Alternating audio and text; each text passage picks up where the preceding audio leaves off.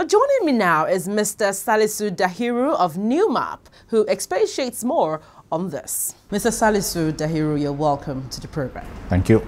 Well, gully erosion has been described as, for many, as an advanced form of land degradation, and of course some still try to guess the root cause of it. You have been to several erosion sites across the country. What would you say the situation is right now? Thank you very much. Starting with the root causes of gully erosion, the initial perception of people is once they see erosion, their attention is only focused on the erosion itself without really wondering what activities led to it.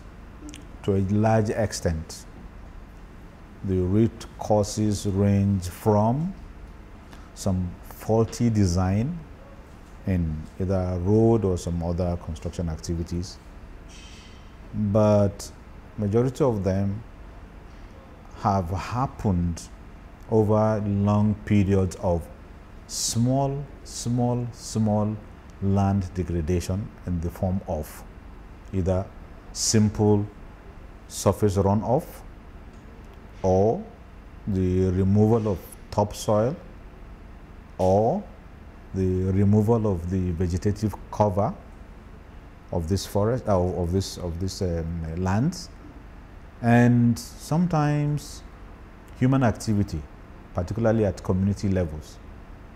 You see the normal water channels, because you see the earth in itself is like I think the closest object to the earth is the orange. And if you look at the orange, there are bumps and grooves and things like that. Those are the topographical natures of the land, and water follows those natural equilibrium of the surface. So if you decide to block some of these channels, either by dumping of refuse or creating some illegal channels, or you decide to build across some of these gutters or channels that have been provided for normal drainage, then water will always find what? Its own level. So it's a combination of some natural, but the majority of them man-made activities that touch on our defective land uses. Is this a summary of what you have observed across the states? So, it is a summary, but the variability is going to depend to a large extent on the nature of the people, the nature of the topography, and also the prevailing weather conditions. And then the underlying factors such as the composition of the soil itself, and also the hydrological as well as hydromorphological characteristics of the soil. So, and that is why probably in the course of this interview we are going to see that all these issues have to be looked at through various studies before you even commence the remediation work in these gully sites. Do you have numbers of erosion sites, penciled down in each state, or how is it done to achieve progress? We do. For instance, and for clarity, the NewMap project has 2 levels of intervention, at the federal level and at the state level. Majority of these gully erosion activities take place in the states.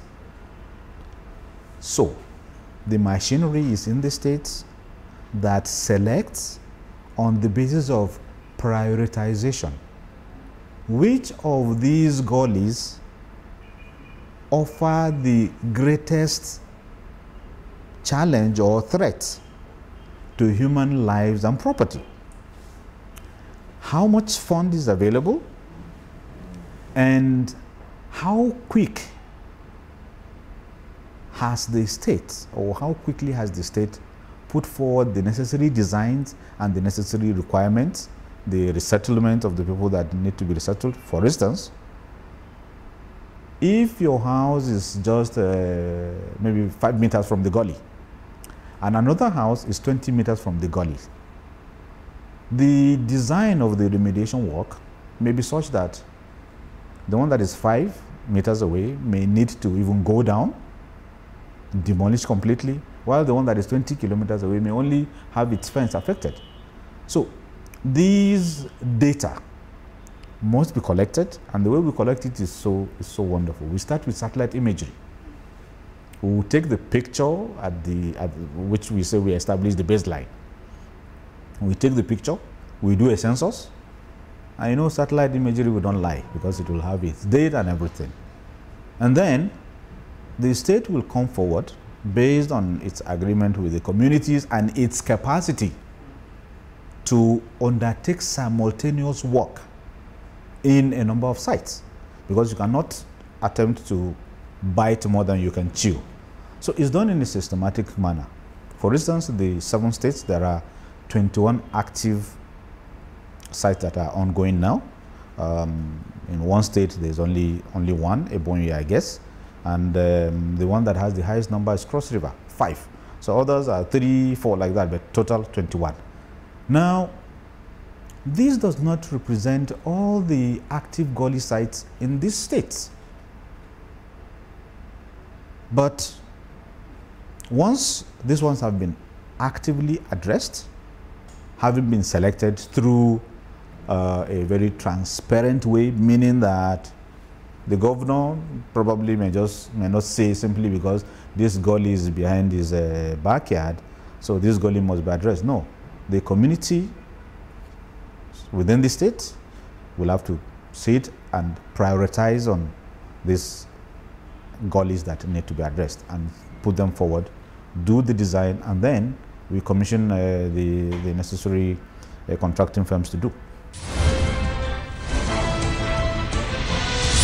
It's not just acts of God, it also involves the communities. I went to visit a site, for example, and it was clearly that where they had put the houses, inevitably in a fragile terrain, you would expect something like that.